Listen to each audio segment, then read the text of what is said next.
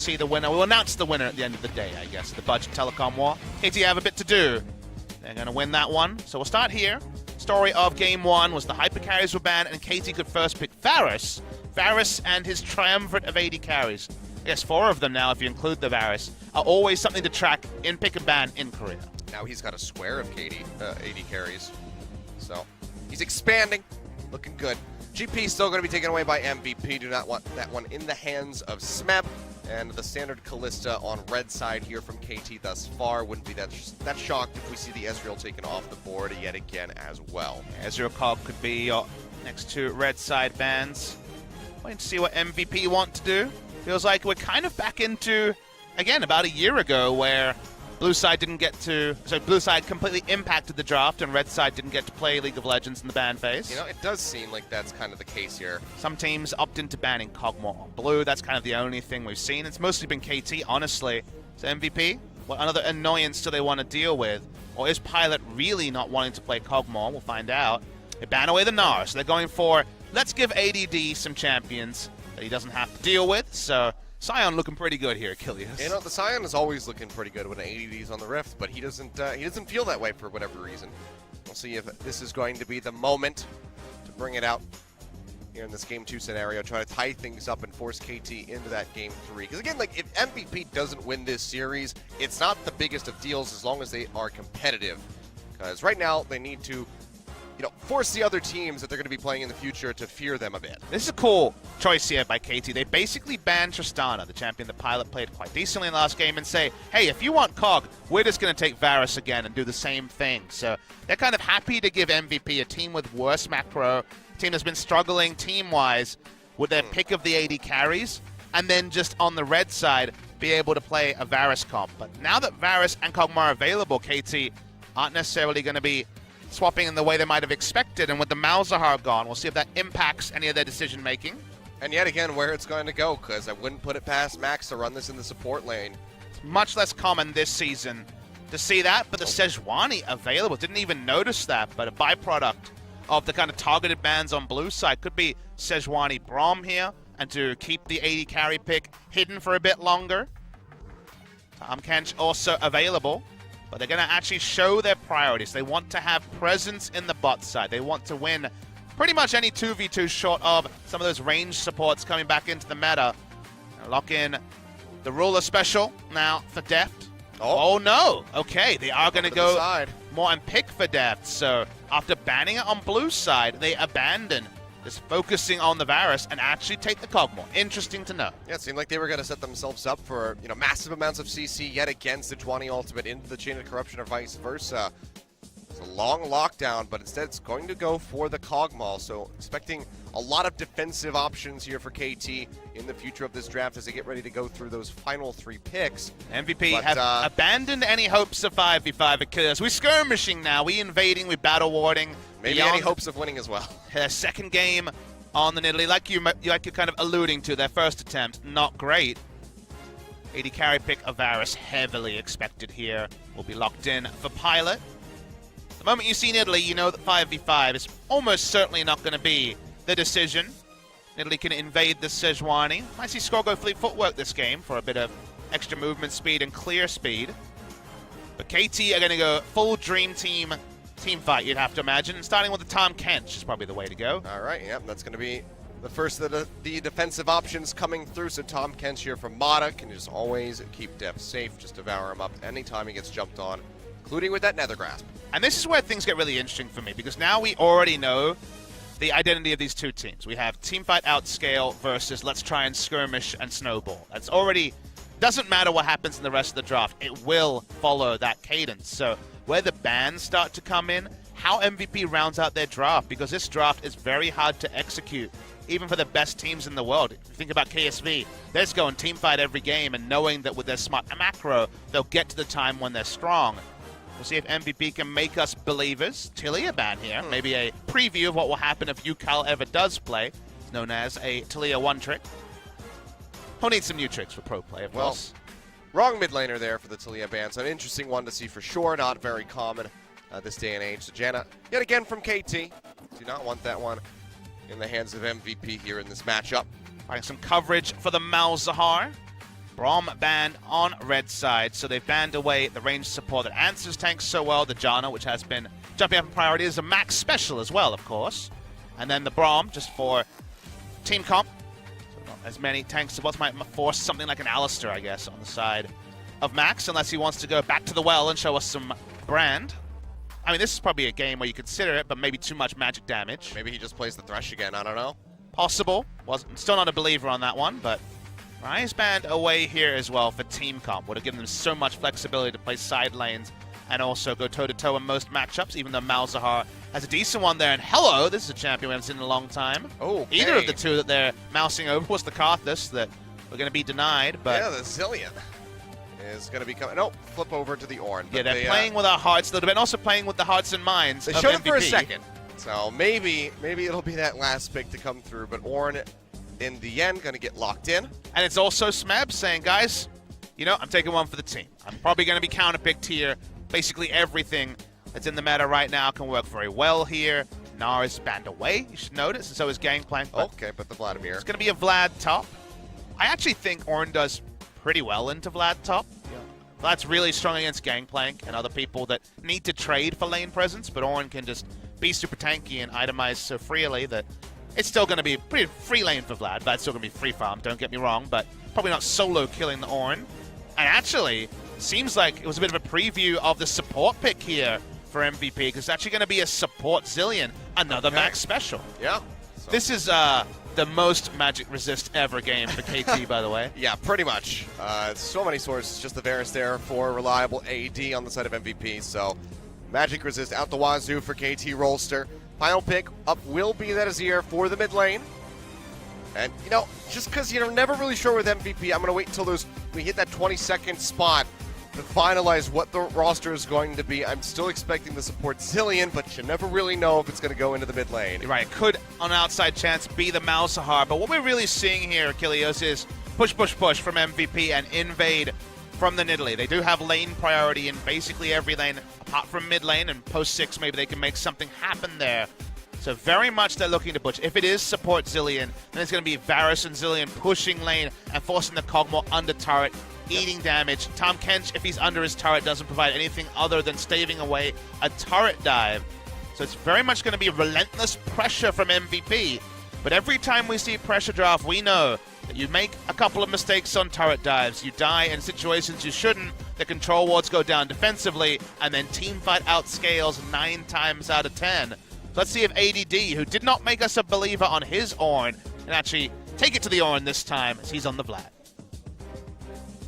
Be an interesting matchup there. Probably a bit of a slow one early on. Hopefully we can stray away from that top lane. We kind of have the reversal of last time you and I were casting together, where we kind of do want to watch that bottom lane with the Zillion in the mix. Stay away from top again, as it's just going to be that wet noodle fight coming through. KT, simple draft, straightforward one, but they are a bit on the defensive, Achilles. Not always comfort for KT Rolster. Let's see how they handle it. All right, well, one game up is KT MVP looking to tie the score, take us to a game 3 in this uphill battle. Let's see if they can do it as we jump onto the rift for game number 2.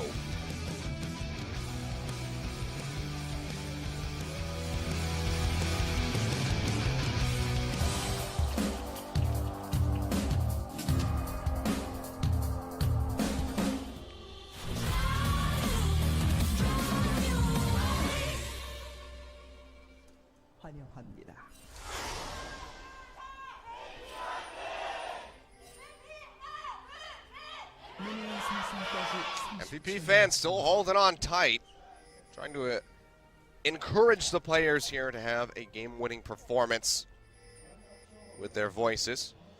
Infernal Drake going to start us off yet again, twice in a row, so looking pretty lucky here for us as the viewers. I do believe, Achilles, we have our first of the season 5 stopwatch team on blue side from MVP. Oh boy!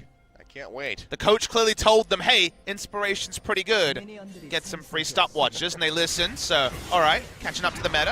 Rolster fighting there as they are indeed fighting. Pawn going to take that spear to the face as he just tries to get a bit of damage in onto Ian. But no one going to be using any summoner spells. 7 stopwatches overall. We're back on track, Achilles, after a wayward game 1 for stopwatch front. It was nice while it lasted, you know. Don't expect anything.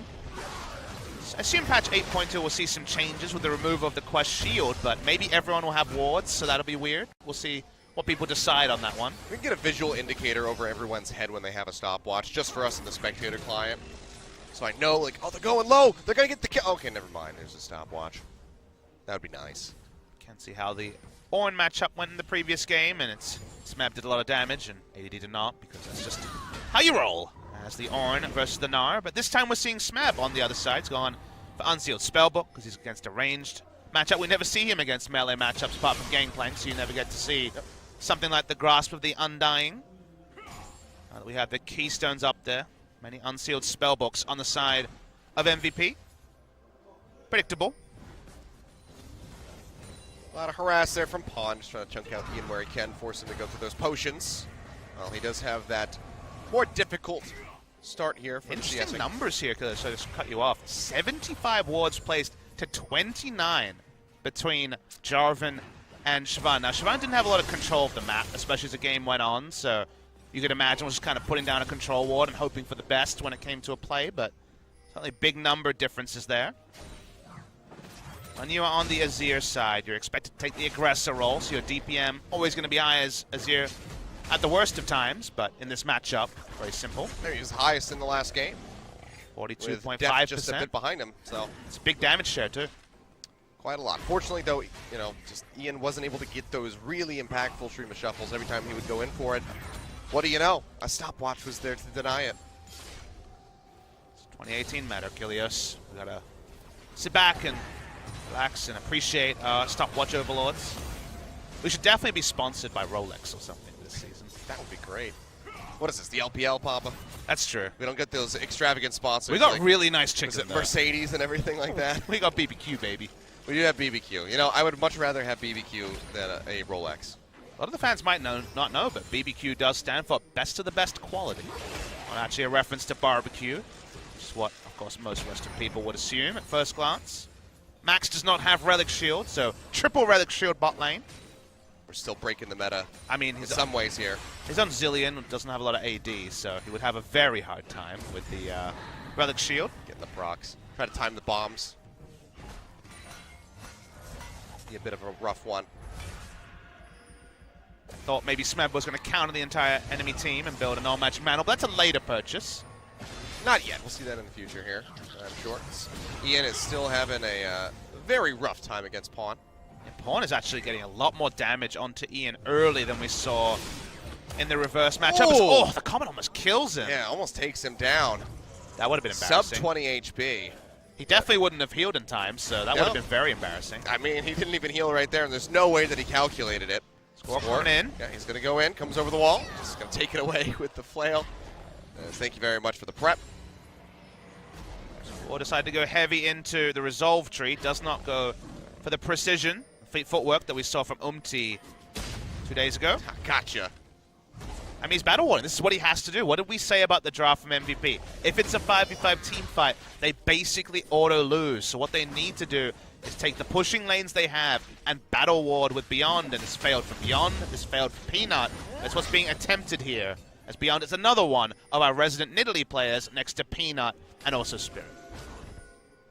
Just took away one of those small wolves. Instead of that, not a whole lot. Finds a control ward. So we can go ahead and clean that one up. Trying to keep playing as far up into the face of score as he possibly can. Keep tabs on that Sejuani, make sure that she can't impact the other lanes here. So far, we haven't really seen any ganks at all. It's just been all about rotating around the jungle for both of these guys. Absolutely, and if you want to play that top lane Vladimir, firstly, shame on you. It's really annoying to play against, but do start with the Spell Thieves, and first item buy, you kind of want to back and just straight up buy the Frost Queen's Claim and teleport back to lane, so you no longer have the minion penalty on the quest, to start building up the quest, which is so important. Locks the spear there to try to get the Grom. Yep, goes ahead, gets it with the smite.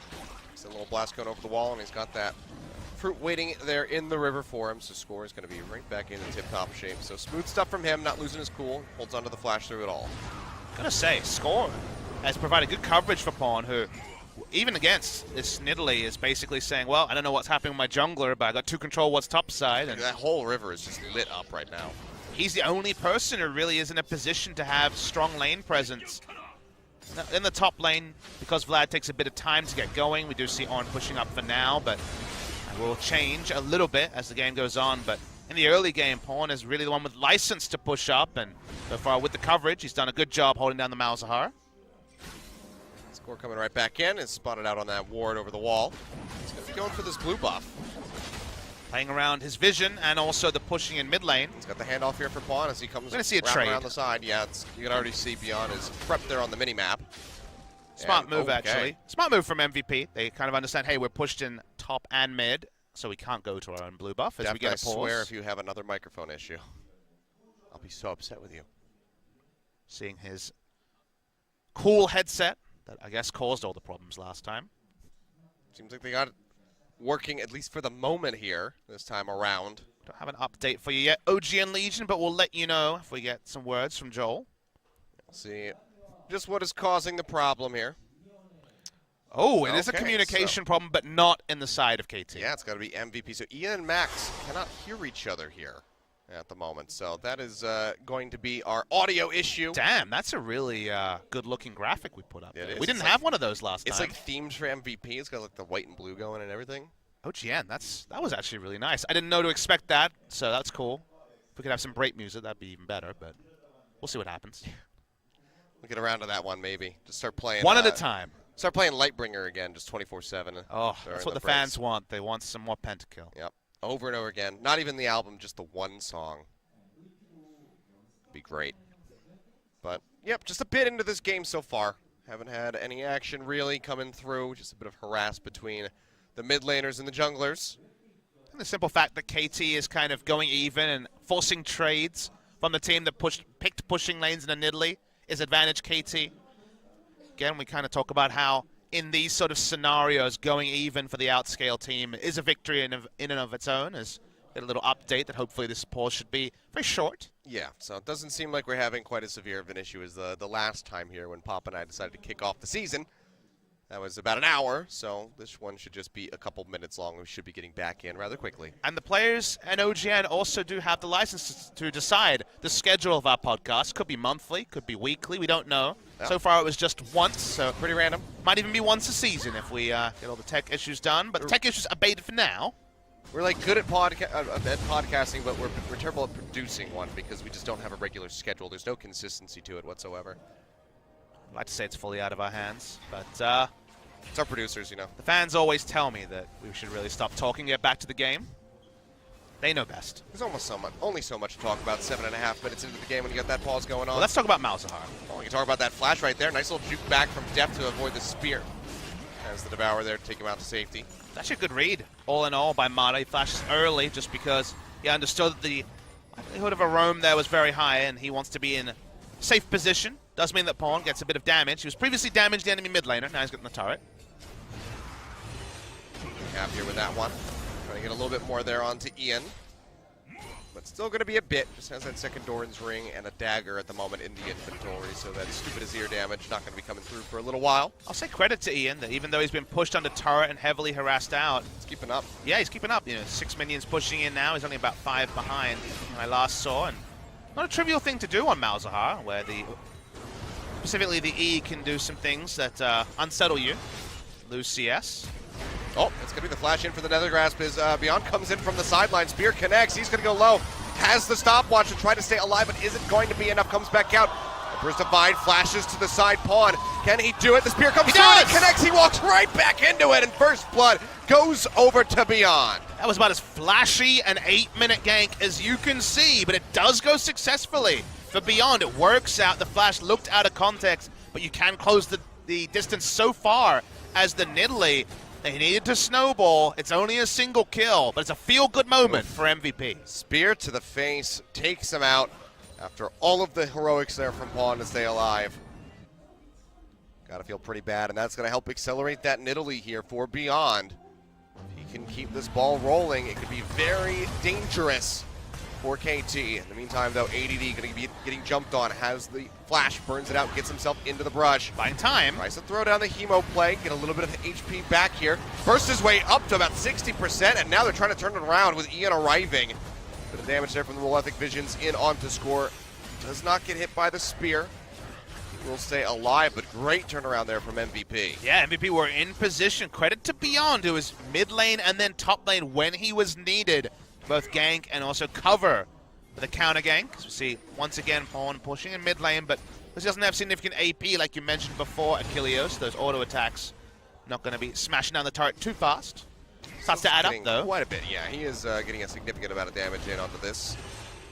Have to peel back, however, but is trying to get set up for that first turret take there in mid. Inferno almost gave score. Yeah, sorry, red buff. Red buff almost gave score away. I mean, that would be damn impressive if an Infernal Drake managed to get its way over there. I mean, it happens sometimes.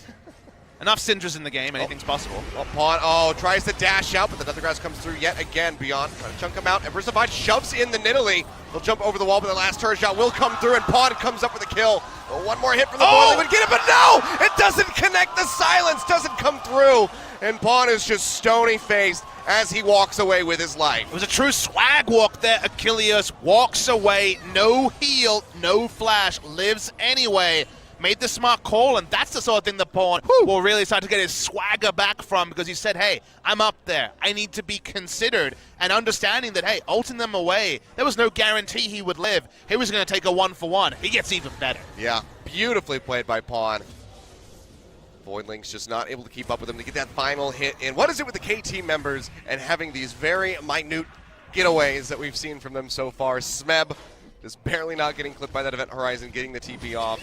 And now Pawn able to just outplay two members of MVP, pick up a kill, and keep his life at the same time. It's all fighting words for Pawn, who's gone for the Merc treads early. He wants to avoid that QSS as long as possible. This time score as ultimate. Yep, there we go. All the Forge God coming through. Going to be looking for the pop back, but it's going to be the pool there for ADD to dodge that one out, so Smeb doesn't even bother trying to redirect it, but they have the lockup. Plenty of CC between the two, and that is going to be another kill there for KT. 2 on the board. As Score finds it. We'll get another look at this super close up. Not a lot of gameplay to begin things, but watch when he has the decision, do I ult away or not? Because Malzahar still had his passive up, would have done pretty little. So in the end, makes a smart call to ult him into the turret. We can see that null zone. It's more narrow than you might imagine. That could happen for another player. Doesn't happen for Ian, and Pawn gets away. They were right on his heels there. Everything barely not connecting. Now looking for Ian to scores around the backhand side. Doesn't have the ultimate available, but offers up another. They don't care about the ultimate Achilles. They want the turret. Yeah. Will zone him back. Can't get the consolation prize of Ian, but more than happy with that. Don't even blow out the flash, but first turret does go over to KT. It's a big win, actually, for KT Rolster. We talked about the playstyle needed from MVP. Getting mid lane turret. Beyond. Got the blue buff, but getting mid lane turret of all turrets really makes the map narrower for Beyond if he wants to play the invading style. Now there's many less passageways to actually get in the face of Score. Relieves pressure from KT, and that outscale we talked about is more reliable when your first turret is mid lane. Even with KT having the kill advantage, having the turret advantage, they still find themselves in a bit of a deficit. 400 gold behind MVP here at the moment. So still a very close game. That could go either way. We see it's just a game of inches at the moment, back and forth. Pawn getting the outplay there, picking up the kill onto ADD in the top lane, then immediately MVP coming back and getting that blue buff for themselves. So it's just constantly trading these little micro interactions between the teams. And it's helping to keep this very close. Score trying to yet again to get a blue buff. Will get it this time. Goes in for the charge to lock down of Beyond. Again, waiting here in the river. That's going to be Mata coming through with the Abyssal Voyage. Immediately will turn around as soon as they see that bomb line laid down by Max. And Zilean, of course, able to single target, bring back anyone, so smart of them to just back away. KT happy to return to laning phase. Longer the laning phase, especially in bot lane, the better. Once the Rage Blade completed onto Deft, who's about 2,000 gold away, at least based on the items he has so far. Seems like Smeb's having quite a nice time now against ADD at this point.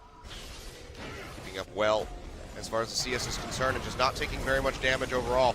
Deft, however, going to get locked up. Bombs coming through. Chain of Corruption helping to keep him in his place as Beyond comes in. Javelin not going to connect, but they have to run their way out of here. Heal gets used. Or the exhaust gets used, rather, from Mata there to keep him alive. Deft not having to use the heal. Good mind games about the use of Devour there as well, as Gun doesn't need to back away. He'll just get rid of the control ward and keep trying to apply pressure. He can no longer apply pressure to Score, so the next best thing is slowing down Cogmore. Probably the right way to go for him. You always kind of need meantime. you always kind of need a mission if you're Nidalee. You're just farming, you're probably making a mistake, so good to see as the mission of bot lane into Infernal, but neither going to happen.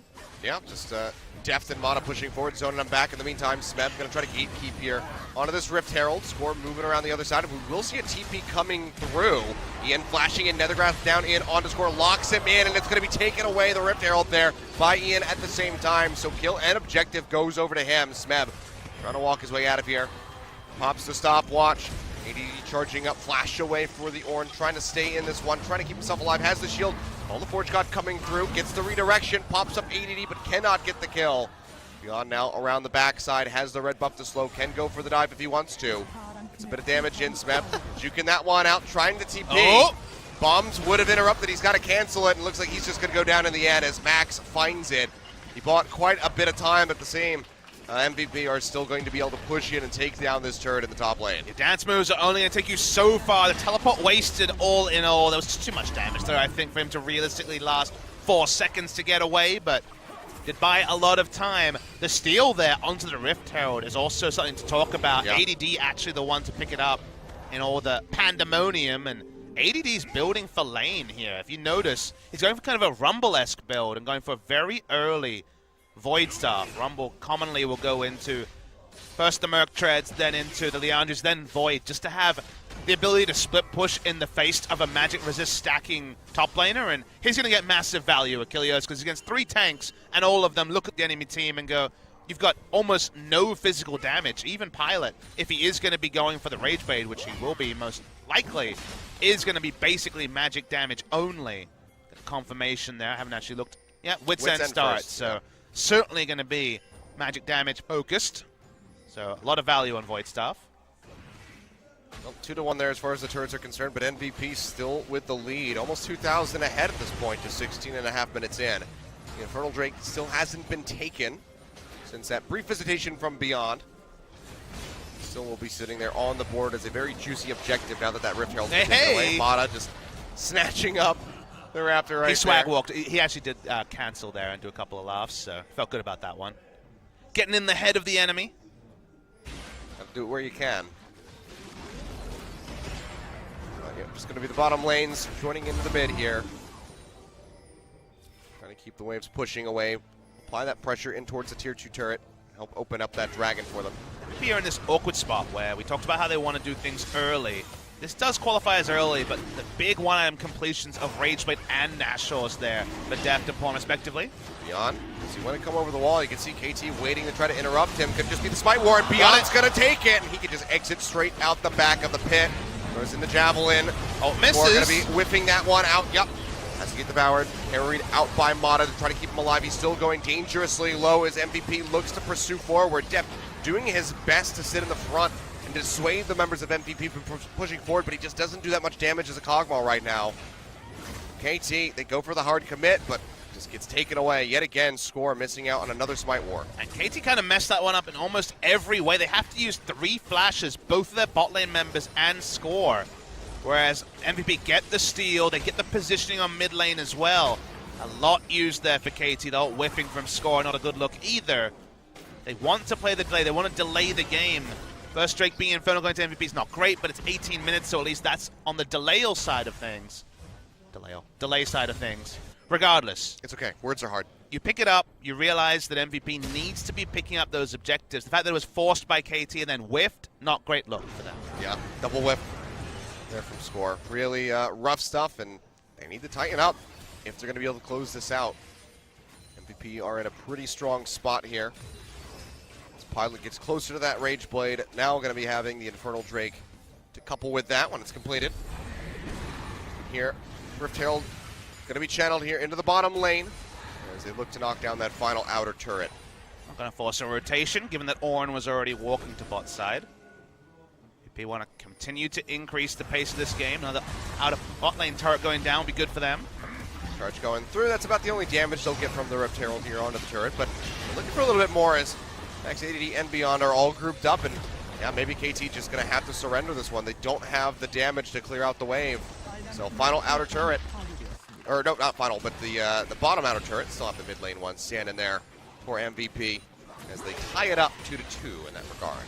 I think they're sort of playstyle of running it down bot or top lane pre-20 minutes, very useful against KT, because KT almost never make the same sort of play themselves. You see it a lot from Ambition and the side of KSV, but KT much prefer the full court press, so playing 3 lanes at once. So smart timing there. Like you say, while there were 2 members, Ornn and Sejuani could only do so much. Extra objective to MVP. Around a 3,000 gold lead for them. Certainly in a good spot. And again, you know, we're talking about this earlier on. KT trying to fight from behind has typically been a weakness for this squad. Yeah, I'll give them credit where credit's due. They looked a lot better at Casper Cup doing that, as the chase is on. That was predictable. Dodge that one out. This cost him a bit of HP as ADD will get jumped on. Abyssal Voyage coming through. Mata and Def looking to join the fray. ADD pretty much just trying to buy as much time as he possibly can for himself at this point. Oh, he really does. Let's get the heal up. Running his way up. Hemo Plague coming down. There's no way out of this one for the most part, but at least just make it more difficult for KT. Slow up coming through as he goes into the pool.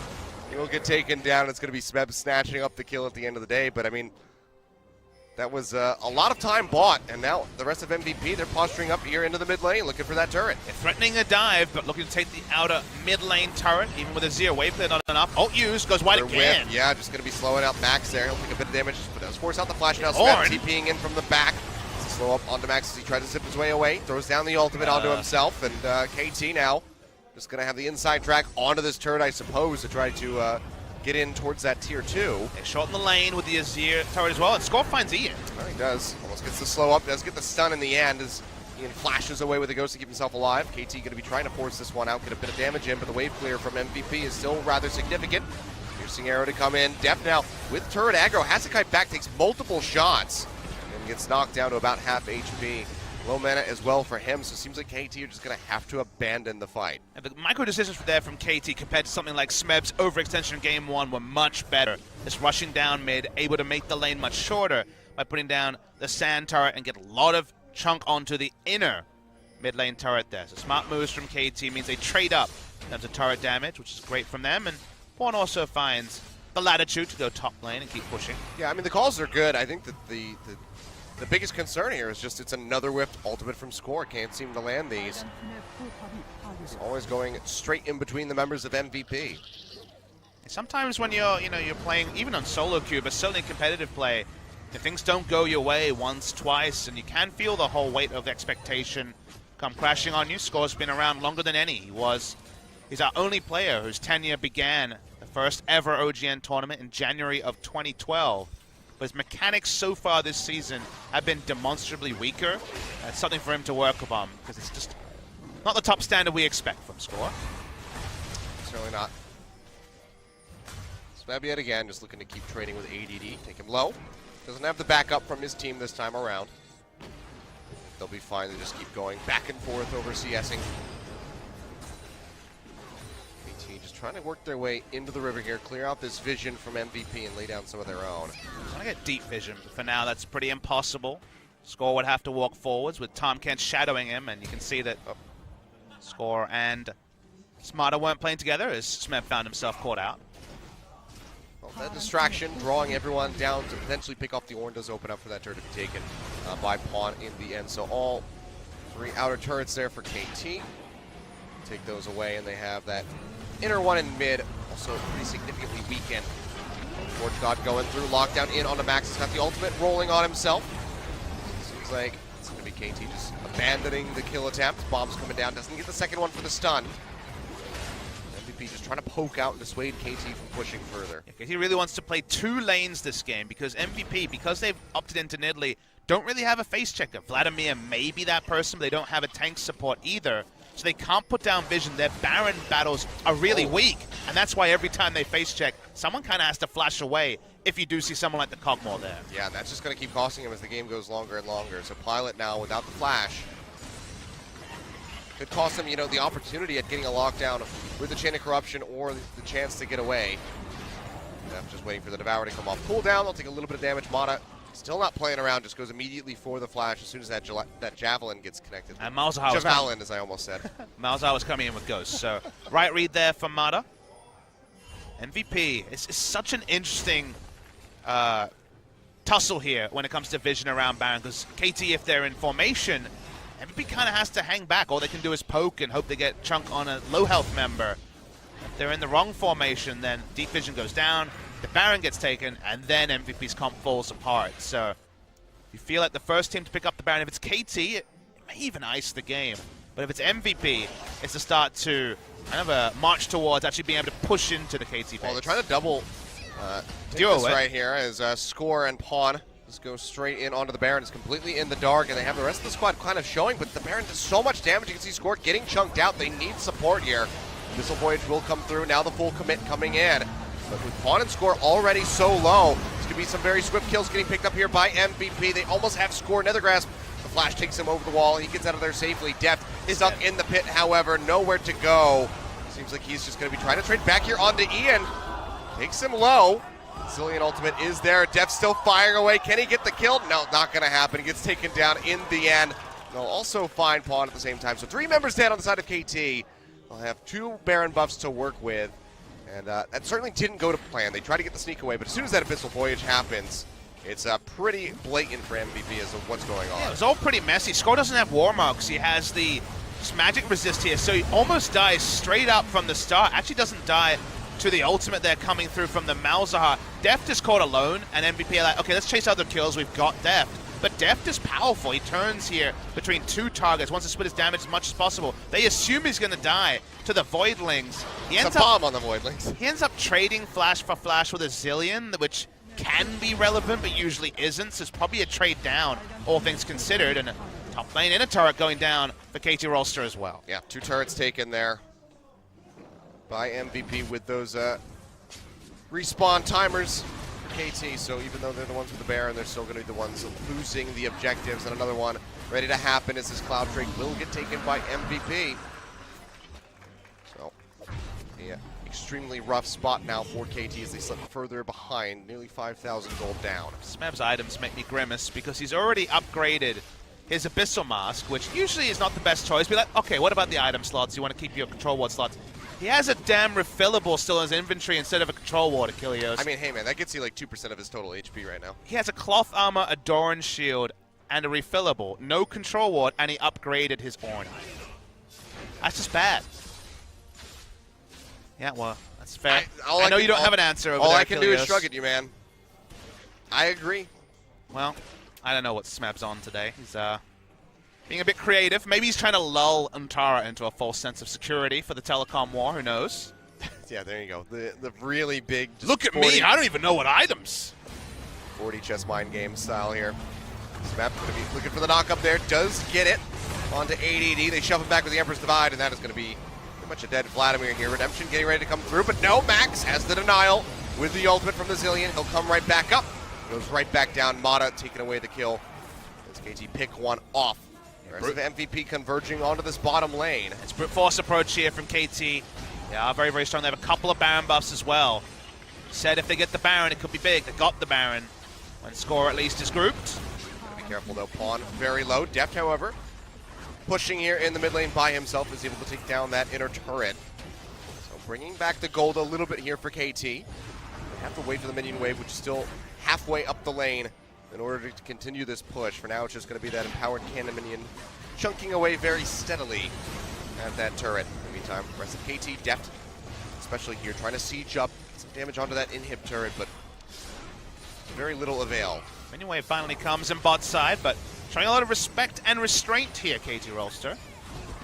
Less than you'd imagine in this scenario. Only playing 2 lanes because top lane was slow pushing. It's the way of KT. Back away with only a chunked out inner mid lane turret dispatched. Otherwise, pretty low value Baron buff power play. Kind of expected when there was a full reset after all the deaths. I mean, any bit of movement forward here from KT is going to be good, considering how far down they've been and how punished they were after taking the Baron. Says thank you very much. Puts it out to the side. Scuttle Crab seeing areas never seen before. He's just trying to go home, man. We've all felt that feel. He doesn't want any involvement in that. For the knock-up, does find the connection there in onto Max. Another pop-up, trying to finish off the Zillion. He's got the ultimate ready to go, so he'll be brought back into the fight. So takes a little bit of damage there off the back end, but he's going to be fine in the end. Yeah, it's CP not necessarily gets canceled there by ADD. not necessarily the biggest cooldown either, because the minions in both bot and top pretty centralized. So usually forcing out the Zilean ult might mean an immediate re-engage, and they still had the Sejuani ult up, but for now at least, rinse and repeat. This doesn't necessarily concern KT. They still have full trust in their team comp when it comes to 5v5 fights. But credit to MVP. They largely have been able to find smaller skirmishes. They largely have been able to play around the small mistakes from KT rather than necessarily opting into a true 5v5. The long lane, this sort of scenario with 10 champions, is the only area where MVP are desperately avoiding.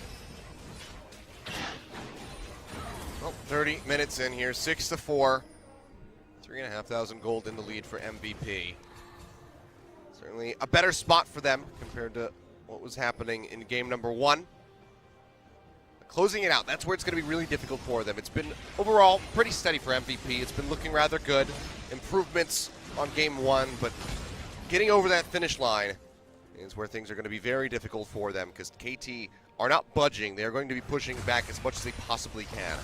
It does still feel to me like an inevitable KT victory with where the game is currently at, but the amount of things that can happen between now and then that really are kind of more concerns for KT going into that very difficult match against SKT are numerous. This is not an easy game to clear, because you look at MVP, a lot of wave clear, a lot of poke, a lot of damage needs to be respected. Someone loses their health and then you have to back, and then your minion waves are in the wrong order. This game can kind of be reset in sort of similar fashion to the Baron resets in the BBQ game a few days ago. So while there's an inevitability, it's still going to take some time. I mean, aside from the issues that we're seeing here from KT, it's also, what jungler do you prepare for SK Telecom? We're going to get that confirmation later. Is it Wolf? Is it Blank? I mean, is it Blossom? We saw Wolf swap in. We haven't seen Wolf start yet. I think Wolf starts today, and then suddenly everything's going to be completely off the rails. A bit wonky. Ooh, deft. Or pathing almost goes back around outside of the turret there to take the bomb, but they will avoid the stun. Score waiting in the brush, will get spotted out. Throws out the ultimate, lands this one, but Max immediately going to be free to that. Beyond with stopwatch. Himself alive there for the moment, but will make it out. ADD, he's been chunked down. KT not really any closer to picking off a member of MVP. They're just trying to make a brute force because they didn't have their minion waves and all. They said, okay, let's win a fight, and then we can actually just push through mid. They don't have their minion waves. Vlad is in top side. They've used their initiation CC, so it's more delay on the game, Kilios. Yeah, I do say the stopwatch, but it's the completed Zonia's Hourglass there for Beyond at this point. And that was the summon and spell cleanse, if you were wondering how Zilean was able to get out of the first CC. It's with Unsealed Spellbook, able to swap into that. A lot of supports taking cleanse recently. He's getting devoured. Stays alive here. As the Baron has respawned. MVP getting a nice shove there into the mid lane. Now Ian, pushing forward. Not under much threat yet. Does get healed up. Staying alive at the moment as Pilot starts firing away. Forces the flash out of Mata.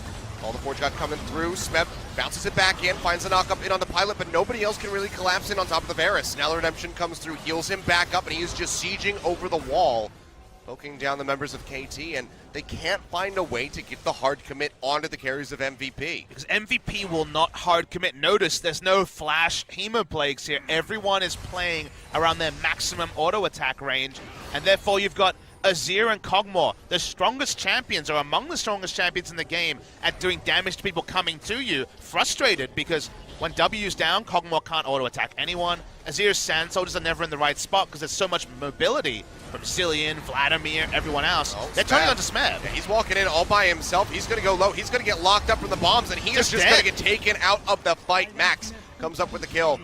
No Plague there onto Pawn. Does take away a little bit of HP, but now suddenly MVP, they're the ones that have the advantage going in for this Baron. That massive AoE, that knockup from the Call to Forge God has been eliminated. Smeb, he's out of the fight for another 35 seconds. They're going to try a 4v5 here, KT, playing around max ranges.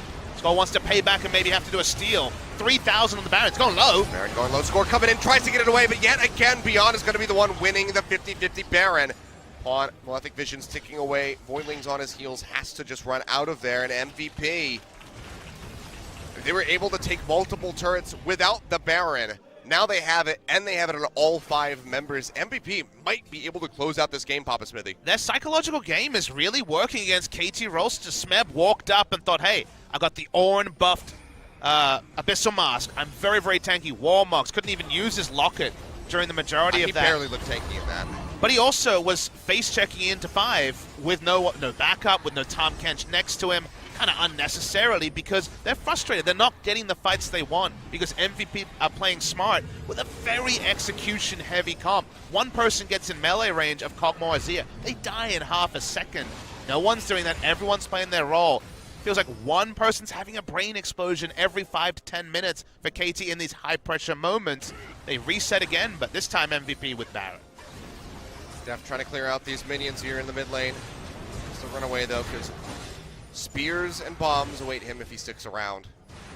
As well as that Nether Grasp, which is already back off cooldown. In the meantime, ADD just going to go ahead and add another Cloud Drake to the inventory. The arsenal of MVP. Back up win condition now as well. Yep. 3 Drake buffs. Elder on the way.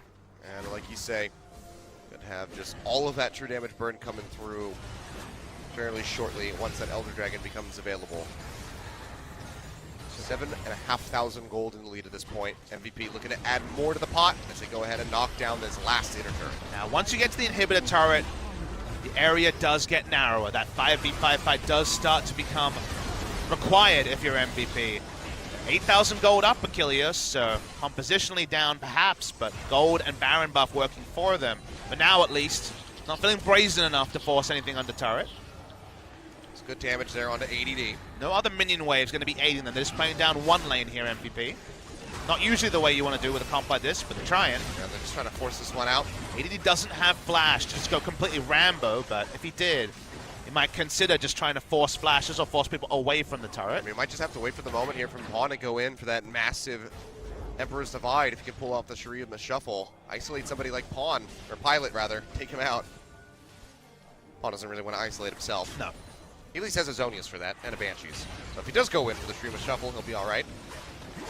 Deft has gone very single target, you'll notice. Did not go for the Hurricane, went for... Yeah, Rapid Fire Cannon. Have that extra range on W. He's not hitting anyone, so that's why he doesn't go for Hurricane. Because Achilles, if you're against tanks, you know where they're going to be. They're going to be trying to squish you like a bug, but against a team like this, there's never going to be 3 people in range for him to hit. You know, you might think, okay, Hurricane, everyone's squishy, you're going to mow them all down. But he's just not hitting anyone, so he needs the extra range to even poke, let alone kill somebody. He's going to be working towards that 6th item when he can for now, just still sitting there with the Targans. Might just be Infinity Edge, but it might have to be something like a Guardian Angel. We know it's not going to be QSS. GA, we know anything about Bloodthirster, or something like that to help him stay in the fight for a longer period of time. Trying to siege up here. Put out those R's where he can. The nice thing, at least for KT, is that even with the Baron-empowered minions, they can still clean out the waves rather quickly. And the Baron expired. Yeah, Baron expired, they didn't lose a inhibitor. That's definitely the nice thing for KT. Yeah, but it's just one turret and the Dragon that got picked up, but still have to be concerned. Surrendered all of the map, which is kind of the problem there. So the next Baron is looking more and more straightforward for MVP to take. Credit to MVP. This is definitely by far their best game they've played so far this season at the 4th time of asking. Solid with a difficult comp. You see why they're returning to the Nidalee that they couldn't make work against Kongnu Monster. They do seem to have a lot of practice on this. Feels like Chaos style in many ways. The ability to focus only on skirmish, to never be able to truly 5v5. Can't really call it a poke comp when Vladimir may poke melee champions in lane, but otherwise hard committing. Mountain of gold on said Vladimir. 2,500 gold ahead of his opponent. So now, though, what is going to be the next move for MVP is kind of the question. You know, even with the Baron buff, they weren't able to siege up and get in onto those inhib turrets. Did they just wait for another Baron or wait for that Elder Dragon and allow for KT to farm in the meantime? If you ask me what the best team in the world would do in this scenario with this comp, it would be a lot about trying to play side lanes. Really getting your side lanes in order so you have split slow pushes happening in 2 lanes. The Baron spawns and it's damned if you do, damned if you don't for the side of KT. MVP haven't been a great team at playing their side lanes ever. That's never been a strength of their play. Their preparation for games never really led to that. So I think for them, it's just a lot about playing around, trying to find picks. Saw Orin there, I believe, out of the corner of his eye. Don't know that Sejuani's here as well. Now that's 5. The Abyssal Voyage coming through, and Ian is absolutely destroyed. Pawn finding the kill. Gets the knock away there On the forge call, but can't quite find Pilot. He flashed over the wall to keep himself safe. KT now, though, with that pickoff onto the Malzahar, that means that the Kog'Maw, the Azir, is that much safer in these fights. Yeah, MVP tried to play C hero, kill hero, but KT read him like a book. Very good positioning there. Orin was, I believe, on the edge of vision, Yeah, but just kind of popped out there. he didn't count on Sejuani. Then you saw two coming in from the Abyssal Voyage, and that's when he knew he was boned. So that was certainly a pretty big mistake there individually from Ian. We'll see KT actually get some map control. The Baron that spawns in a minute going to have some attention. The sweepers go down. Unnecessary from MVP. If this was tennis, that would be an unforced error. Unforced error from the side of MVP. Nice play from KT. And we get a bit more parity from, as you say, MVP, who were kind of in the lead for the past 5 or 6 minutes. See how safely they want to play this, though. Even though they got rid of the Malzahar, they don't want to just push in and try to knock down that inner turret, try to go for the inhibitor turret in the mid lane. They still don't want to get ahead of themselves. They know that there is a lot of deadly power on the side of MVP with Pilot, and Max especially still alive in the fight, can completely deny any pickoffs that KT get and help turn those fights around. So they just go ahead, they kite back, clear out the waves, and get prepped for this Baron that's going to be spawning in 15 seconds. And they've definitely got the double whammy or the 1-2 punch of the scaling teamfight comp and Orin giving them basically a 7th item, you know, an extra 5,000 gold worth of stats coming through with the upgrades. See upgraded Zonias and the cheaper upgraded Redemption coming through on the side of Tahm Kench. I don't believe Death actually has an item that can be upgraded yet. Yeah, I don't think so. Infinity Edge would definitely be the one I'm thinking of for ADs. Needs to get rid of the Relic Shield there. You definitely hold on to Relic Shield till you have a full item. Oh yeah, you don't want to just buy it for a component. If you're wanting it home, you definitely don't swap BF Sword for Relic Shield. You wait for the full item because you get so much value from the shield. Trying for another Force. Yep, looking for the redirect, gets the pop-up there. On to Beyond, he takes a little bit of damage, goes golden with the Zonias. Keeps himself alive. In the meantime, ADD just trying to poke out here from the side, goes into the Sanguine Pool, which means that the ultimate there from Score is not going to connect. Ultimates being tossed out here and there. Overall, it's just KT just trying to poke out MVP, weaken them enough so they have enough time to go over to that Baron and absolutely melt it. With this Azir and this Kog'Maw at this stage in the game, they will destroy it in a matter of seconds. Yeah, the duo attempt by the Azir would certainly be a lot more successful in this case, but you see KT just sitting under the turret while they have Score and Azir clear out the Scuttle Crab and get control as Deft playing around the edges. Of course, does have the W available to bow there. Damage there, yep, the bomb coming through as well. Poking him down, but staying in the fight. But now, you know, it's basically a choice. Do you want to go for the Elder Dragon or do you want to go for the Baron? In this context, given the 3 stacks for MVP, KT taking away the Elder might be the best play. No, there's going to be less preparation around it, but it is pretty low value for them. It's more of a denial, like you say, than a real win, but a denial's a denial. They're trying to do this out, but the Spooky Ghost coming Beyond through here. is going to scout this out. Yeah, they're going to see it. They see how low it's going. Beyond. Seems like they're just going to go ahead and maybe surrender this one. They're going to run to Baron. Yeah, he's calling out the ultimate to try to interrupt this. That's going to be the Elder Dragon finished. It is straight on Baron. Yeah, they're starting it up. They're going to get this probably too fast. They do plenty of damage as well. Yeah, 6,000 HP ready to go. Baron going low and Score just not in the pit. That will be the takeaway there from MVP, but can they make it out with their lives? It's about pushing forward, looking for AD. ADC's a group team. Tries to find the lockdown onto the Vladimir, but cannot get it, so just going to be an exchange of the objectives there. KT, they get the denial on the Elder Drake, but with no stacks, they're not really getting that much benefit from it. I mean, it was a good read from the side of MVP. They knew, okay, we could contest, but why contest when we're guaranteed a Baron that is of higher value than KT's Elder Dragon? Longer duration, no buffs for KT to get more true damage on it or extra effective stats from the lack of Drakes they'd picked up. So it's really big here from MVP. That's the smart move. That's just basically getting a steak dinner when the enemy gets just, you know, a piece of sushi. At the end of the day, they've ended up getting more power, more bang for their buck, and that means that now, once again, KT will have to have the game delayed. This one's just going to keep going on and on. 44 minutes, getting ready to come up here on the horizon for us. See just how long it's going to take to close this one out, because, again, I mean, there very well could be a Game 3 waiting for us after this, Papa Smithy. I wasn't believing it when I saw this comp that failed for them against Kongdu Monster locked in, but their play has been so much more reliable around it, and the KT that all the members were saying was going to be there, the team being more on the same page, turning 5 individual stars into a team, we still haven't seen it in the first week of the LCK. They've kind of been all at sea in big ways and small. KT do remind you so much of their 2017 Spring presence, let alone any kind of extra reliability to their play, but they still have the team fight advantage, and you still have to win a team fight to end the game. Well, they're waiting over the wall, but the minions come through, so Score does get spotted out before he can throw the ultimate. Trying to get a lockdown there on a Beyond. Fortunately for him, he's pretty tanky, so those javelins coming through this fairly stacked Italy aren't doing a heck of a lot of damage to him. But the siege has begun, and MVP have already very much weakened this turret here. For the deflection there, Ian's still going to get popped up. They go forward, trying to get the lockdown. He's down to about half HP. So KT going to be hesitant.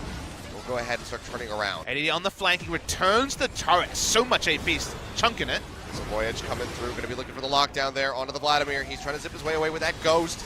Gets very low. Ultimate coming through from Deft. One more hit would do it, but he just can't quite get in range. ADD will walk away with his life. Some minions on the turret top side as well. They back away. No punishment to the side of MVP. Rinse and repeat possible, but not with the Baron buff. About 50 seconds left on that, so won't get their waves in order. Could have been the pivotal moment in the game, but we slow down. Deft has gone very low damage. He's actually finished the Mormal Mortius last, focusing on magic resist, basically saying, at some point in this game, I'm going to be sitting and taking damage, but outputting more than they can take, and hopefully Pawn can do the hard work as well. Not a huge fan of it. We knew from the previous time Deft played he wasn't going to be going towards Mercurial Scimitar. To some degree understandable with the Tom Kench next to him at all moments, but now you can't make a positioning mistake. And it's the weird spot where you went for extra tankiness with the Maw, and yet you can still be completely obliterated because you don't have a QSS. So it's very, very tricky here. Devour and Flash so important as ADD. Yep, just waiting in the brush right there. Mata take a little bit of damage, and Pawn going to shift away. Himself nice and safe in ADD. He barely took any damage, immediately just gets hopped right back up. But the side waves are advantage KT, so we kind of reach a stalemate again. I feel like this is going to be a double Elder game here. We might see the big 60 this game in terms of minutes played. Well, Pawn just having to respect Ian there, threatening that Nether Grasp, immediately flashes away, and that's going to be the turret line getting broken inside the base of KT. Ultimate comes out, does get the lockdown there onto Pilot, but nobody else can go forward. KT just kind of wavering here. In the face of MVP, Stun goes through, gets a lockdown in onto Smeb. So far, Inhibitor getting focused out now, down to about half HP. Silence! The knockback, but oh yeah, the silence, he can't get the redirection. Massive turnaround there for MVP as they try to finish this one off. AD bursting right back up to full HP. Like nothing ever happened. You got hit by a max range spear, and now the Maw does proc, so there's another tool not available for them. MVP, they have a minion wave that's been slow pushing all this time. They're going to taxi it, they're going to try and take a second inhibitor. Cooldowns are short for Smeb. He still needs another 20 seconds. He will not have it for this wave. ADD frontlining takes a little bit of damage there, but still going to be all right to stick in the fight. Charge away by Smeb, making sure that he can still be a frontliner if the hard commit comes through from MVP. But it's not going to. They're immediately just going to go ahead, turn around, give up on that fight in the bottom lane. They got the inhibitor in mid. That's going to alleviate a lot of pressure. They also have to answer this top wave. And the bizarre thing here for KT is that inevitability of the late game with such a low damage, but okay, he's adjusted again. Notice that now he does actually have sold the Wit's End, bought Infinity Edge, and now upgraded it to the own Infinity Edge. That's important because I was struck by how little damage the Cogmore was doing. Doesn't mean his attack speed is a bit lower until the Ginsu Rage Blade starts to stack up, but Deft at least now has threat that was actually pretty absent the last time we saw an extended fight. We'll have to see, just how much of a difference this is going to make in the next skirmish. But if it's a significant one, which, is kind of what we're expecting, if he's able to fire off, then you have to wonder, just think about how much better the game would have been, maybe even over in a victory for KT if he just done this sooner. I mean, there's gold values. Wit's End is a lot of power for his team. And always a bit down for you, down if you don't. As ADD just wants to get on Deft. Yep, he's going to go low. Power comes through, however, keeps him safe. A lot of flash down now. A little bit of damage there. Now going to be the Nether Grasp in onto Scores. They try to finish him off. While the Forge God comes through, gets a double pop up there onto Pilot and Max. This Pilot takes a good amount of damage, but the heals coming through from this Nidalee are just huge. 749, I do believe, right there onto Pilot to keep him in the fight. Skull can back away. Warmogs will do the rest. This is one of those moments where they can walk up. They know some important cooldowns are down. So short, though, is the Malzahar ultimate. You blink and you miss, it's back available in about another 8 seconds. Much tiptoeing here, back and forth. 20 seconds onto this Baron now. KT would love to at least get a pick off onto somebody. The heals coming through. The Zillion ultimate there to just ensure that they stay alive. When was the last time so difficult? Pawn was even in range to damage someone? He's been kited this entire game. He gets like one soldier hit in and then they're out of range again. Or he moves up, gets hit by a spear, and has to exit the fight. Yeah, throws down the turret, but that is going to be taken down very swiftly as Pilot just opens up with the auto attacks. They finish that one off. Plague almost off cooldown. Another few seconds for that one. No flash, so ADD can't just jump over the wall and try to finish it off. But oh my god, Beyond. He gets ripped apart, but they found depth. They take him out. And now KT going all in. They trade it back. Pilot goes down as Pawn finds the kill. Pawn can win this fight alone. He has to try to stay alive. Malefic Visions are ticking away onto him. He is out of the fight, as is Mata. Now it's just Smeb and Score. Very tanky, but on their lonesome, trying to kite their way out of this. If it was full health Azir, he could have carried it, but he has a full health tank line, but no health himself. 80 carries traded. Pawn has to back away completely. They can predict that he's in base healing right now. And MVP, no mana on Beyond, so maybe Baron is going to be a bit tricky for them. Seems like they won't be able to go straight in for that one. Though they have burned the TP. Ian just TP'd over. It looks like they might just be going for this. Spear goes through. They're going to start this one up. Score's waiting in the wings. So much stuff happening. Score here, full health for the steal. Azir back as well. No guarantees here. This is the moment. He has missed the secures on pretty much every objective this game. Score has to find this one, but the Nethergrass comes through. Redirect there on the Call of Forge God gets the double pop up yet again, but the Baron is going to go over to MVP. For the kills, haven't found any luck yet. Pawn trying to just fire with Sand Soldiers over this wall, trying to get onto somebody like Beyond to take them out. He just can't get in range, and Smeb gets absolutely chunked down. Bottom inner turret goes down. The minions start to focus. Great use of the ultimate there from Ian, guaranteeing that there'll be no smite contest. Not even a chance for him to fail. Just completely zoned away. No 80 carries always makes these scenarios so different. You want to give the advantage to the consistent damage dealer. That consistent damage dealer is Azir. But for once, Azir is being kited and outranged at every moment because no one is walking in to the Sand Soldiers. Everyone is kiting them. I mean, I don't think we've really seen Pawn go for a massive Emperor's Divide play this entire game. He just hasn't had the opportunity, and he knows that if he goes in, he'll probably die before he can even use the Zonias, which I think he just sold. He's varying up his items. He could have considered actually going for something different here. He's going to go for maximum AP. Chain Eruptions comes through, doesn't get that second proc to lock down the remaining members of the KT that were in the range. This may also give him Zonia's back. That might have actually been a cooldown move. I didn't quite miss it there, but sometimes selling and reselling an Ornn items have different properties. I know that if you have an Ornn Lock of the Iron Solari, you can stack it with a normal Lock of the Iron Solari. There's little things there, but assume it was for the cooldown as now Elder Dragon started. Second one of the game, remember. It is KT here on the left, MVP on the right. Both of them going to be doing a massive amount of damage. Score, can he do it? This is like his fifth try this game to try to get the steal away. Nethergrass available yet again as the Elder Dragon starts to get the reset. Pop-ups coming through, looks for it, and he finally takes it away. Now the ultimate straight in, gets the lockdown. Zillion ultimate there to bring back Beyond, but he has got to get out of dodge, jumps over the wall. Pawn just flashes forward, he wants to keep fighting. The hits coming through from depth as he's trying to knock him down with the artillery. Beyond still looks like he's going to be elusive enough to stay alive, but now Pawn going forward, gets the Emperor's Divide, tries to pin them into the wall, goes golden, tries to stay in the fight, but he's going to take it out. They actually turn this one around. Pilot comes up with the kill in onto Smeb, and now Pawn's been taken out, but Steph, he comes in, he's going monster mode with the Cogmaw, a double kill immediately coming through, now healing all the way back up, just about the full HP, and Beyond and Max are stranded in the lane. Just an insane passage of plays. Azir flashed all the way over just to close the distance to do damage. Flashed in for Def, who flashes in again, eventually going to get Beyond. Zillion was actually just trying to slow down the push of the minions. Now going for a long run. The Yakety Sax in full display here, Achilleos. And yet, because they've delayed so much time, you see the pings, but KT are not super fast. What can they get from this? I don't know if they can end the game. The death timers are so long, I mean, it's 13 seconds here on ADD. He'll offer up a significant amount of wave clear. 30 seconds on Ian, another 30 on Pilot, with Max alone right now trying to defend this. So Inhibitor's certainly going to be going down. You can see Max is busy just trying to get rid of the minion wave there in the top 7 of the map. It's going to be a single Inhibitor, if any. Respawn time on Pilot, still 20. All right, should be one Inhibitor here for KT. Yeah. get this and they can get out safely. ADD is just kind of tickling score in the front line here. What does it mean, Achilles? Because you see an inhibitor go down and your color caster bullet points say, one more team fight and they'll win the game. But they've gotten one team fight in 55 minutes because they've been so well kited the entire time by MVP. You're going to see the replay.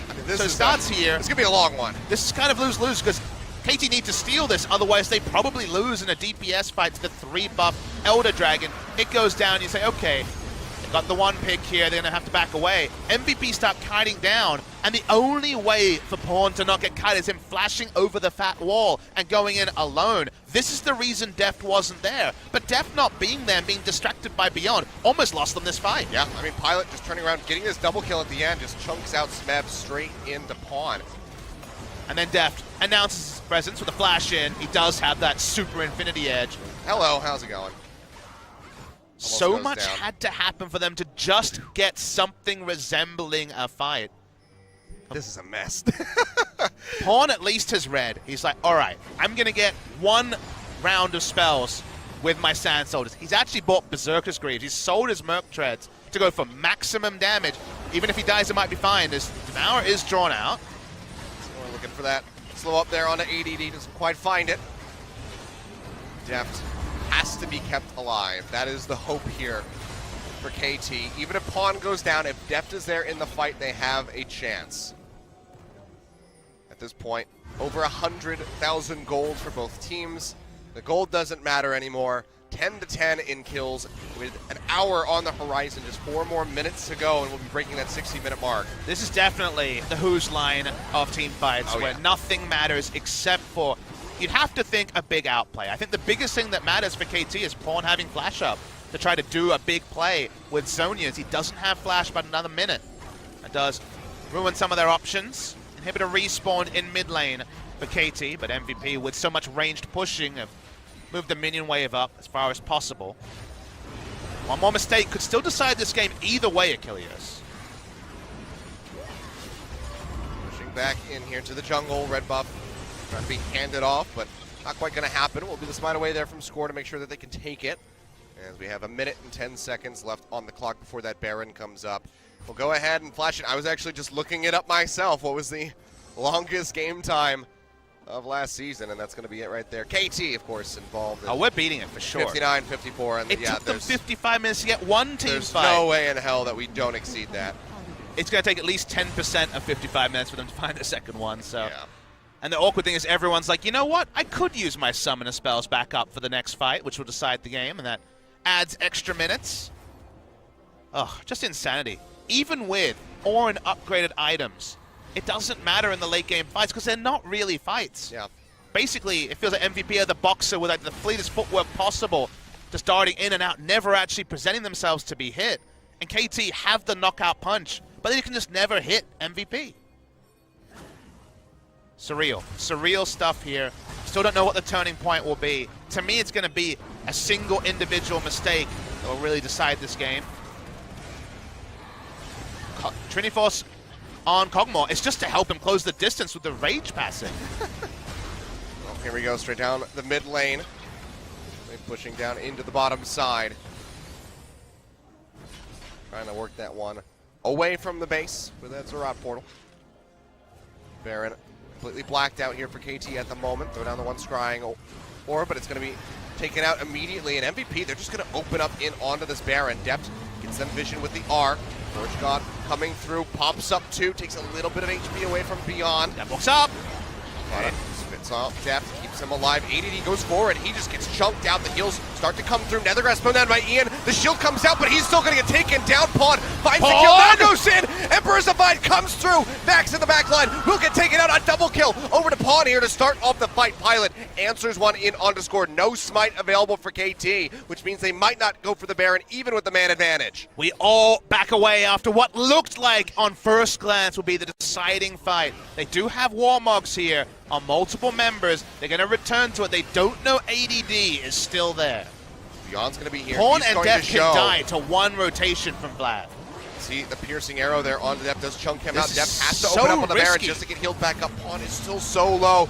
All the Forge God comes through yet again. They get the pop-up in onto Pilot. Can they finish him off? Pawn goes for it. Depth is there with the damage, and they do finish him off beyond trying to get the hits there onto the Azir. Does get him in the end, but pays for it with his own life, and now with no smite, just the Vladimir, they would have to, they would get the Baron, but they're going straight into the base. Finish off that inhibitor yet again. KT just shy of 60 minutes. I don't think we're quite going to break the record here, Papa Smithy. Yeah, Vladimir Wayfair's going to at least buy time, but you're right, the game should end here. KT finally do it after Pawn was the biggest man in 2 fights in a row. He knew his role, maximize his damage, get into the backline. He does it. Game ends at 59-54, and KT Rolster were made to expend so much blood, sweat, and tears just to get over the line. They do it, but what a game.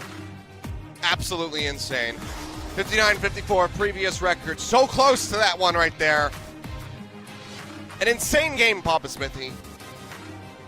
But with the telecom war on the horizon, this is certainly not the form that KT wanted to find themselves in. And apparently we did just beat the record by 2 seconds. Was told by Joel. Always hard to tell when we get the cutaway there on the final screen. So we have beaten it for 2017. KT's new head coach will have to do some work, because at the end of the day, I don't think we will see a game like this in the telecom war. We will not see KT draft into such a split push focused team comp. It'll probably be more standard. But when they were taken out of their comfort zone, when they drafted full into 5v5 and was spent 55 minutes craving a fight, KT didn't have a lot of options. Not often in the late game do you have these sort of scenarios happen. They didn't necessarily cover themselves in glory. Smem made a lot of mistakes in the first 30 minutes when it came to positioning. They get over the line, but you kind of have to leave this one at one side. Use your next 4 days to really train some of the bigger mistakes, because to me, the last 30 minutes of this game aren't the sort of thing you VOD review if you're KT for the next series. You VOD review all the mistakes in positioning in the early game where they could have really stuck the landing instead of letting the game extend. Because by the time we got to here, there were so many fights, and to me, Pawn was the really big star. He needed to get in there. So many Azirs can play passively. You think of Azir Kog'Maw as a duo, and you say, yeah, Azir stands next to Kog'Maw, pushes people away, and Kog'Maw will kill everyone. Kog'Maw could never get near anyone. Pawn had to be Superman. He was to end this game, and KT just about do it. Right at the moment when they needed him. Finally shows up with that massive Emperor's Divide. Final pick there from Smep, of course, helping out. And this is guaranteed kills. He accepted that he was going to die here, but it's an acceptable loss when his death is for the victory of his team. For the greater good. From there, Abyssal Voyage to close that distance. Got to be feeling pretty good about it. Pawn's got a smile on his face. Maybe he has an idea that perhaps he might be winning that MVP award here for game number 2. But that is the 2-0 at the end of the day. MVP suffering another loss. Going to be moving to a -4 scoreline.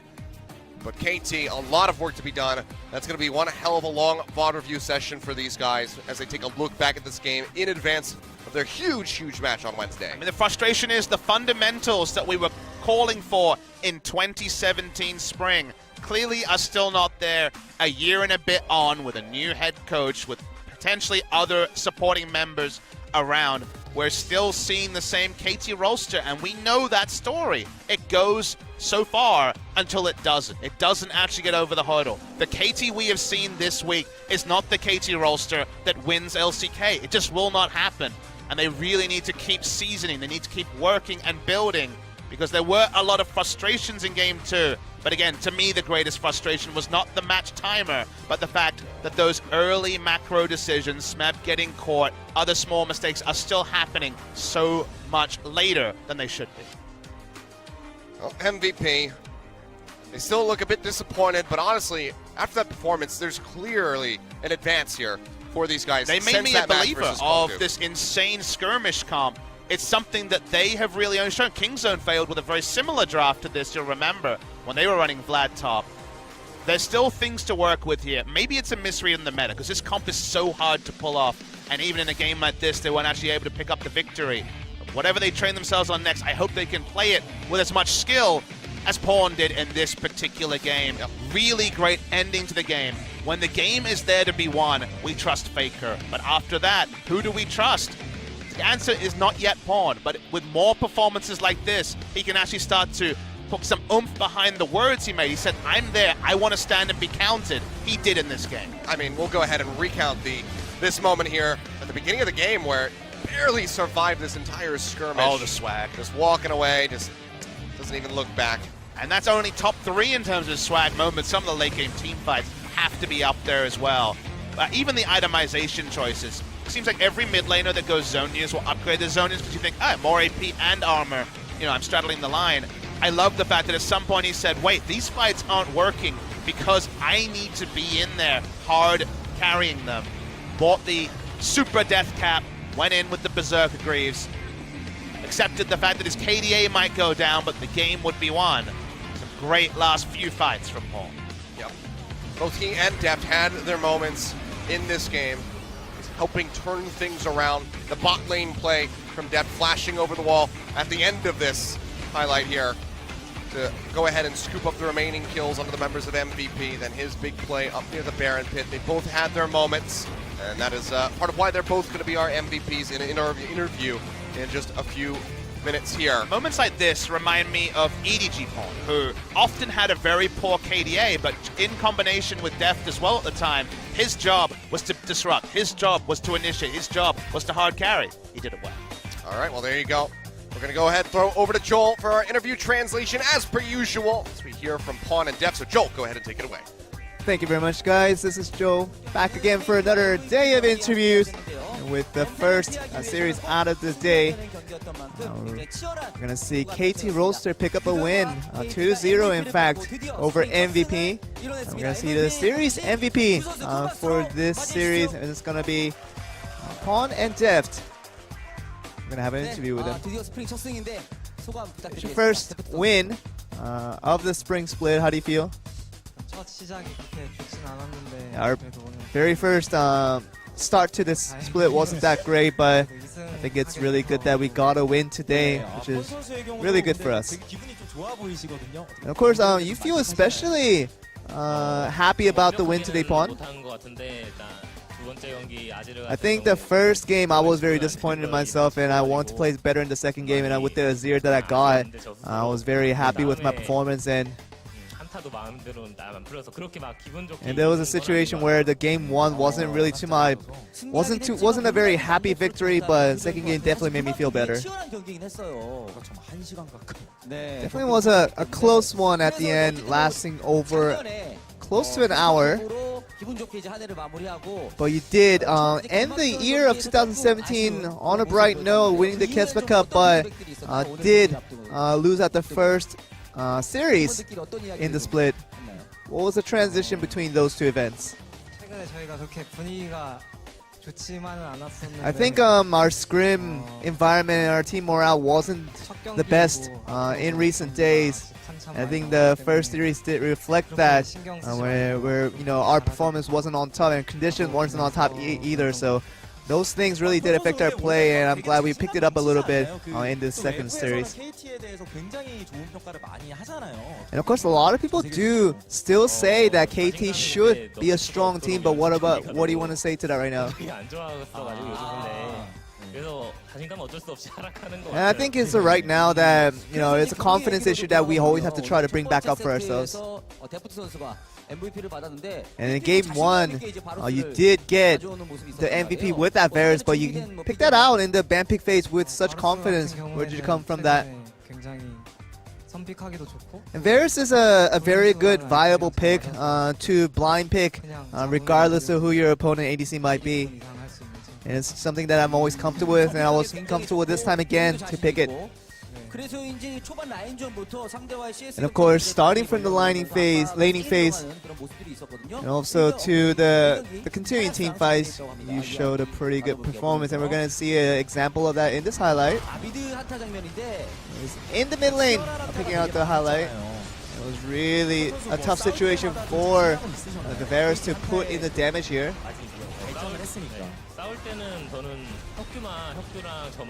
Yeah, I think it was a situation where either I or Deft, if we did survive that team fight, the damage output would naturally do come out, and I think our plan did go according to plan. Our teammates did a good job of executing exactly what we wanted to do there.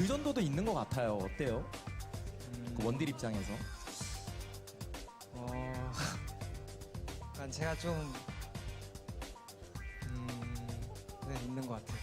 I think feeling pretty confident as well. That took a long time for Def to say, but a lot of quirky, funny scenes throughout this series. And there was a situation where Smeb did try to catch out a very slim HP enemy that he had. 팀적으로 콜이 약간 갈려서 And it was a miscommunication within our team, and 뭔가 하자는 쪽이었고 some of the half of the team wanted to say back off and let's just wait for the next one, and the half the team wanted to say go forward with it. And I think Smeb didn't get the communication incorrectly and made that mistake. What was the communication between that time? It was a situation where we should have made it more clear to what to do there. 외부에서 좀 그런 얘기가 있긴 해요. 어떻게 보면 스맵 선수가 중간중간 좀 실수가 많다. And people do say that Smeb does make these minuscule errors that turn out to be big effect. 드디어 본 거예요? Yeah, I actually didn't know this happened. I actually just saw it. 봤는데 뭔가 Yeah, of course we saw it in the actual play, but didn't know from that perspective it looked like that. 알겠습니다. 더 이상 저희가 뭐 묻진 않을게요. 그리고 이제 이 세트 같은 경우는 Game 2 though, 전이었어요. and it was really a back and forth DPS game where each opponents and each sides were really putting out all the damage. It could have been a game of inches that made all the difference. 근데 갑자기 그 질리언 이 스킬을 맞고 말자가 Yeah, there was a situation where 플래시가 the Zillion came in pretty aggressively there, and I think we could have played it a little bit better, and I think we tried to be a little bit more cautious, but didn't work out in certain occasions. And of course, playing the Kog'Maw in Game 2, you must have felt a lot of responsibility to put in a lot of damage with that champion. 일단 제가 탱커들이 CC를 걸어주지 않으면은 딜을 아예 할 수가 없어요. Yeah, there's a situation where it just can't put in the damage unless our other teammates put in the CC for me to put in the damage a little more safely. So that was a lot of pressure on me. 있으면 이제 아이템이 한 번씩 더 나오잖아요. 특히 뭐 무한의 대검의 경우도 무한의 용암 대검 뭐. And of course, having the Ornn gets you 확실히 좀 in your team does get you an upgraded item. For example, the IE. Having it upgraded to a better version. 그런 기분상 말고 실제로도 뭔가 뭐 데프트 입장에서 때리는데 이거 And Def, did you feel any difference in upgrading those items, including the Infinity Edge? 전판은 뭔가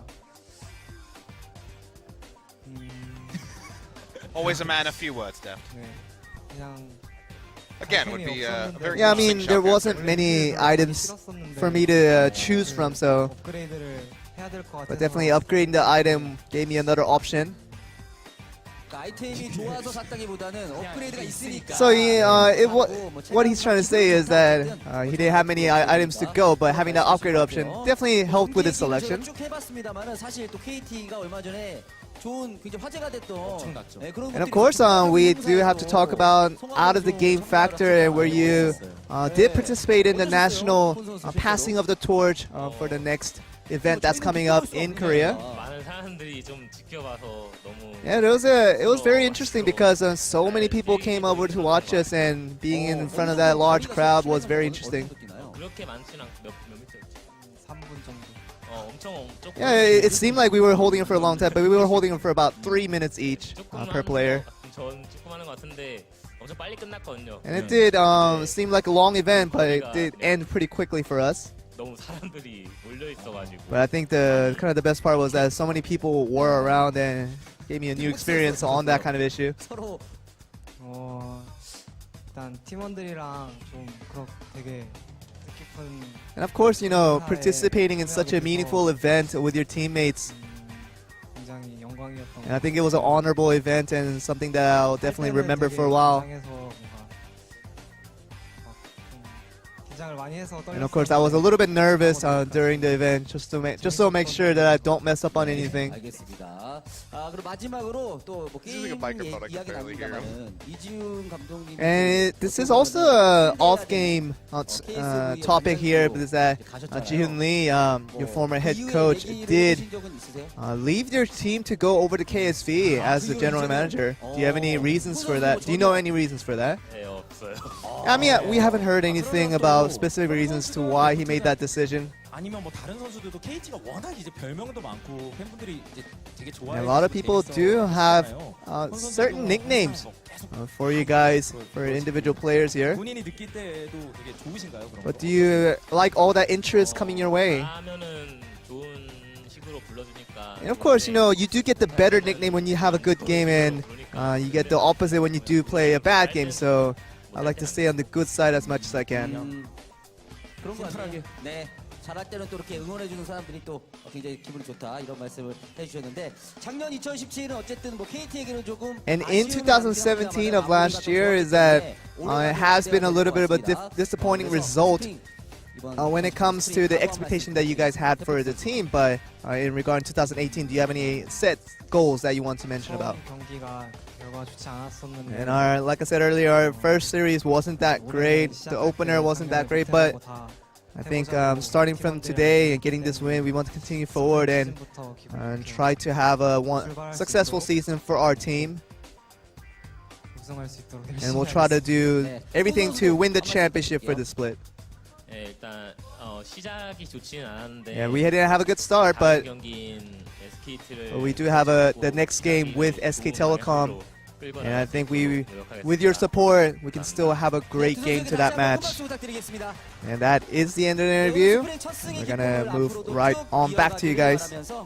Thank you very much, Joel. Well, these guys had quite a lot to say, a lot of questions being asked there by Dangun and Cloud Templar. But you know, of course, Juan, feel good about that win. Deft always just very soft-spoken. I'm waiting for him to fill time in a double MVP interview. That would be amazing. Get us the double MVP interview, Def. An amazing double MVP, but He might just refuse it. yeah, it could happen. But we saw KT Rolster just about get over the line. 59:58 was the recorded final time there.